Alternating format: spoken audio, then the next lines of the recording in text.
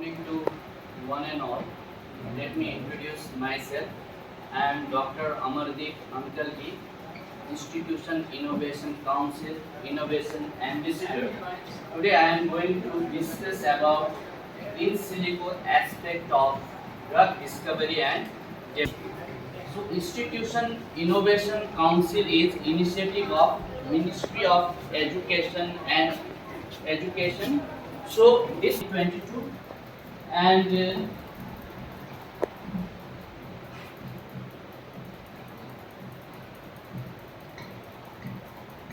about some computational technique in silico technique. These techniques are mainly used in new drug development process.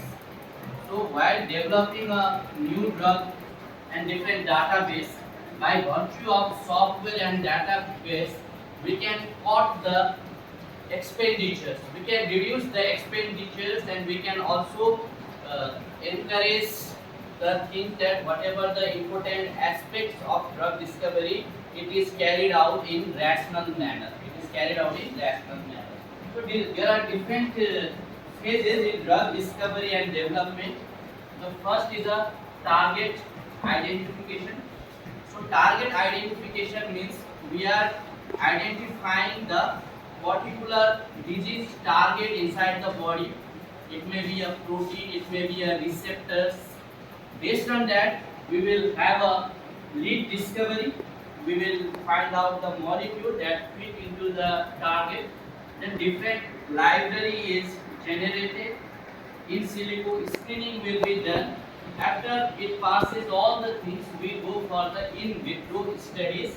So it is in vitro means outside the animal sources in artificial condition. We are maintaining the condition and we are testing our drug activity. Once it passes the in vitro studies, we will go for the in vivo studies. These experiments are carried out in the laboratory animals. Once it's past this phase, then we will move to clinical trials and therapeutics. That is, we carry out the study on human volunteer, phase 1, phase 2, phase 3 and phase 4 trials.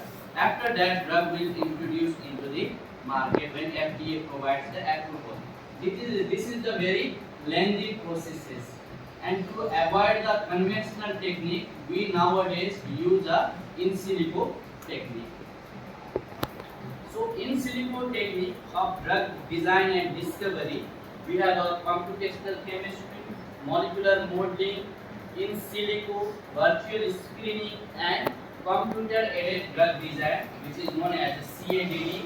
In this, we will study QSAR, QSTR and QSAR. So these are the three scientists which has formulated this computational technique. So they are Martin Karplus, Michael Levitt and Arlen Watson. They have mentioned that today the computer is just as important as tool for chemist as the test tube. Chemist के लिए जितना test tube की जरूरत होता है, वैसे drug discovery करने के वालों के लिए आज के दिन में कंप्यूटर का यूज उतना ही ज्यादा जरूरी है. Without the help of the computer, no one can dream about the synthesis of a new drug molecule. And they have been awarded with the Nobel Prize in Chemistry in the year 2013.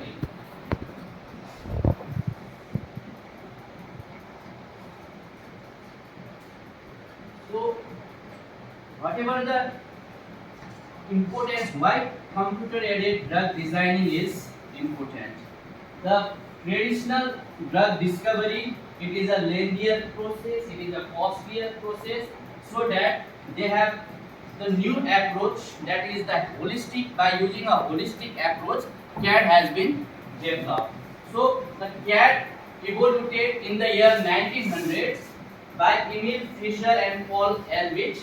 These two scientists, based on the lock and key hypothesis, they have postulated the receptor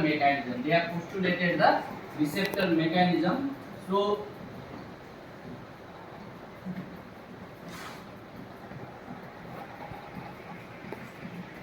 So to have a compound, we say that as a drug molecule, it should be like drug likeness screening. Drug likeness screening.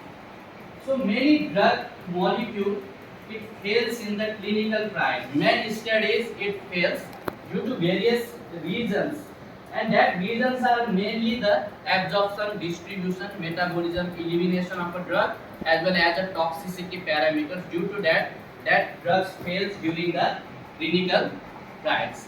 So for that they have proposed the drug likeliness. They have proposed the drug likeliness. What drug likeliness means? So drug likeliness, it is known as a rule of 5.